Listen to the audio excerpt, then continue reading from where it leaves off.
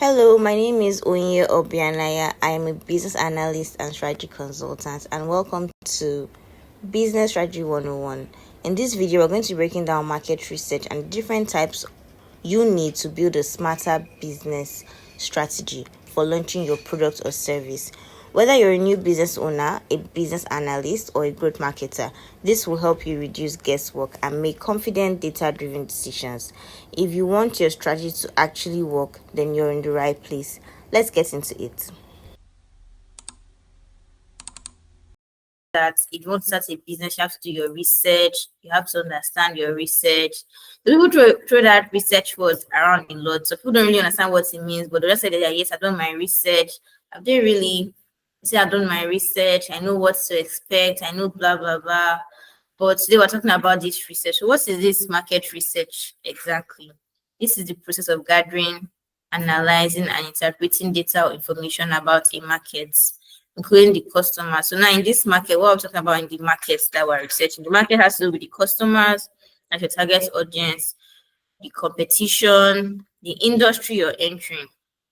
For example, Esther is in the fragrance industry, right? That is, I think fragrance is in the beauty industry because if she wants to expand, she can even decide to add other things to her shop, things that like go with perfume, like maybe deodorants, body sprays, body oils. So she already has body oils, mystifiers, humidifiers, all those kind of stuff. So understanding your industry, understanding your competitors, people both within your area and globally that do the similar business, understanding the customers that you are selling to is very, very important in your market research. So market research is just about you're just going to basically get the information about these different types of people in this market that you're entering into for your business. And then using this information to why is it important? What do you use this information to do? Use it to make better decisions, right? It helps to make informed decisions. For example, Esther was saying that in her area that there was one house what she called it, but she basically said that that's why she has affordable luxury perfumes, right? So that means she has done part of her research and I think that in that area, what will sell well would be this type of perfumes. So it helps her to make better decisions in how she's going to deliver value to them. Helps us make her decisions in how she's going to identify new opportunities in that market. Because some people may only be selling luxury perfumes, all these big brands that are like all these 50K, 200K perfume, 500K perfume, big perfumes. But Esther is like, okay, there's a market for perfume oils and perfume bottles. She even shows us the different sizes, right? So it can even be a big perfume, but it's in a smaller bottle, right? So you can be able to afford it. So and that is a new stream for her. Instead of just focusing on the corporate people, that's the businesses and the big people, she's also focusing on a new opportunity. So when you do your market research, it helps you to identify new opportunities. It also helps you to identify potential risks and threats in your business, right? So if you do your market research, you understand that this area is not good for this. So if I should venture into this business and only be in this area now, it's not going to favor me. I may lose out instead of winning. I may end up folding. My business may fold and close. So when you do your market research, it helps you to identify those threats to your business and find a way to go around it. Like have a way to make a strategy around how to survive in that area. It also gives you customer insights, helps businesses understand their customers' needs, preferences, and behaviors. The other side I just spoke about. Your market research will help you to understand that what are your customers looking for? What are the people that you want to attract? What do they want? It helps you to develop new products for them. When you want to expand, you can start with maybe just one value proposition. You offer only one thing right now. But by the time you understand your customers better, you understand that okay, they need this plus this. Okay, I can also get this, I can also get that. Okay, my customers they prefer to buy, it also helps you with your revenue model, right? My customers prefer to pay instrumentally. My customers prefer one-time payment. My customers prefer subscription model. When you do your market research, it helps to understand which model you're going to use for your customers. Competitive advantage helps you recognize market trends and market gaps. So you can be in this market, right? And you research, you've gathered information from so many different people, and everybody's talking about one thing, right? But nobody has actually maybe everybody is talking about what they want in this market. Let's just use let's say, okay, you're selling clothes, right? And for right now, I'm just speaking from my own experience. I think this Ankara pants, a lot of people are wearing Ankara pants within my own area, sha. Like people I see a lot of people wear Ankara pants. So Ankara pants can be a new trend. It's a trend that you just, and then before that people jump on it, you just, maybe you're into sewing or selling of clothes, you just start producing it in bulk. Like instead of going to sew it with your tailor, it's already ready made, and then you jump on it. So you're going to now gain the markets. Like people will start coming to you more because you already have it ready for them. Market gaps. Maybe everybody's talking about just the Ankara pants, but maybe the people want Ankara shorts or they want tops too, and other people are not doing it yet. Other people in your industry, they are not yet making it available. You can jump on the trend and just start making your own before other people start making their own. During COVID-19, there was some people started making face masks with Ankara materials. You can decide to just jump on it that, okay, there's a gap in the market. People are only using this other type of face mask, but a lot of people need new face masks every day. You start making your own face masks. So when you conduct a market research, it's opens your eyes to things that on a normal day you may not have known, right? It makes you make data-driven decisions. It just helps you to work with information. Like you're not doing guesswork in your business. You know how nice it is when you're doing your business, right? And like you say that, okay, I want to do this, and you do it and it works and you actually make money, rather than you say, okay, let's just try this. You try it and then you now flops, right? There's nothing wrong in failure, right? Like it's not really failure actually, unless you stop. But nothing wrong in like making a mistake or having a loss. But if you can prevent that loss, right, by doing your market research before you do it, before you take that decision to start doing something, you went to like be sure that this is you're doing something that is in the right, you're on the right track with your business. It goes a long way in making you go far. Growth and innovation, as I said before, it helps you to drive product development and new marketing strategy. Like it helps you to drive making new products or services available for your target audience, for your customers. You're going to make new services that just fits their own. All these customization and user preferences. You're going to think about it when you do your market research. By the time you've spoken to different customers and gotten feedback and information, or you've done your research about other organizations that do other people that do similar businesses as you, it just helps you to make better, to build better services and offer better products to your customers. So that's what market research is all about, basically. Excuse me. So let's talk about types of market research. So I've already told you that market research is about gathering information, gathering data, analyzing, and what did I say? Gathering, analyzing, and interpreting information, right? But now, how exactly are you going to gather this information? Is it just one way?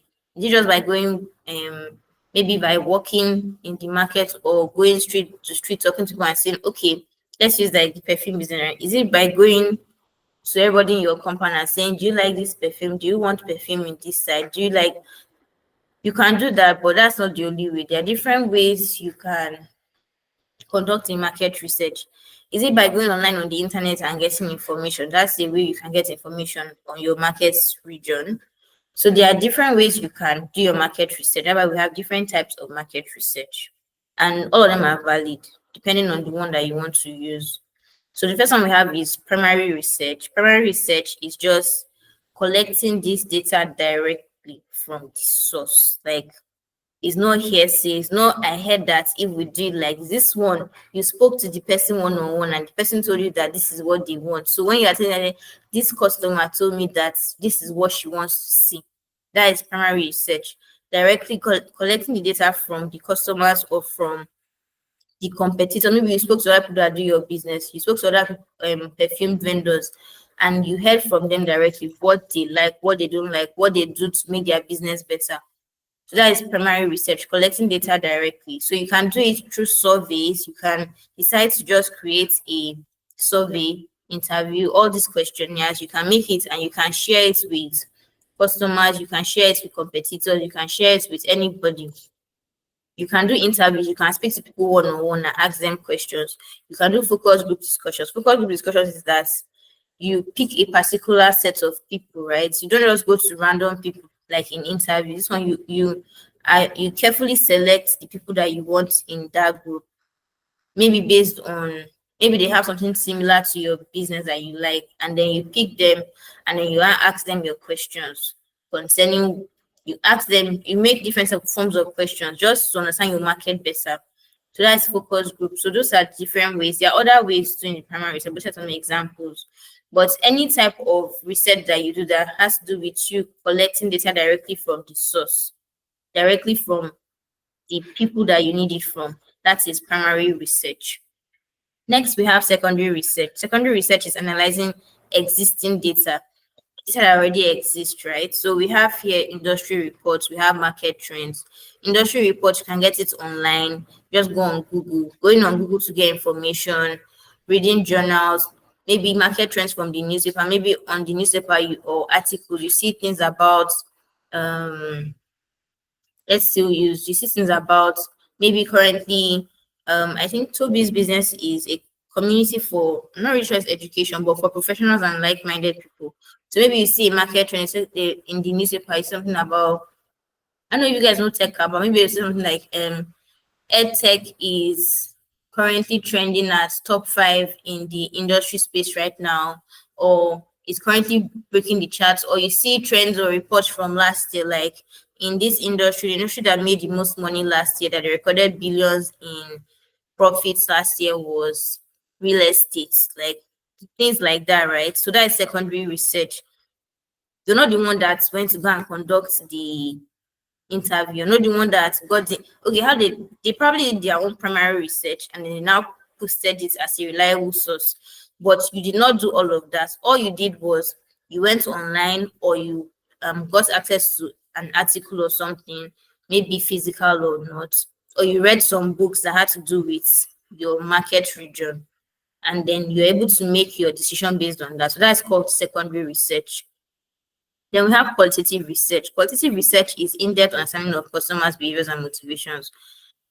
It's easier to explain quantitative first, because when you hear quantitative, it just means numbers. Quantitative research is statistical data to identify patterns and trends. So quantitative is numbers, qualitative is quality, right? So you have customer behaviors and motivations. You are not using numbers to make your decision. You're saying that for quantitative, you're saying that out of 10 people, 8 people preferred oil perfumes rather than alcohol-based perfumes. That is quantitative research. So therefore, you're going to stock more of oil perfumes in your store rather than alcohol perfumes. That's quantitative. Qualitative is that when you did your research, maybe more people were inclined to maybe the customer service part, like they prefer to speak to their customers one-on-one. They prefer face-to-face. They don't want to buy online. They prefer to buy from physical stores, something like that. That can be qualitative, right? So qualitative is not based on numbers. It's based on behavior patterns, like behaviors and motivation that people will tell you that what motivates me is transparency. I like to buy from companies that are transparent, maybe with the things that they use inside their products. Maybe somebody that makes fruit juice. You know, not all people that claim that this juice is 100% fruit juice, not always fruit juice. Sometimes they just mix chemicals, and especially all the ones you find in supermarkets. So qualitative can be more people prefer transparent companies that write out the product that they use in their stuff and things like that. So that's an example of qualitative research. While quantitative is based on like numbers. And another thing is that you can combine these research methods, right? So there are different types. You can decide to use only one, you can decide to use two, you can decide to combine it. Anyhow you want to do it, but these are the types of market research, and this is just the ways people conduct market research. Any of these methods you want to use is all valid to help you to get the information you need about your market. Alright guys, that's it. In the next video, I'll show you the exact steps to conducting an effective market strategy. If you're new here, check out my previous videos on pricing and go-to-market strategy. Like, subscribe, and I'll see you in the next one. Bye.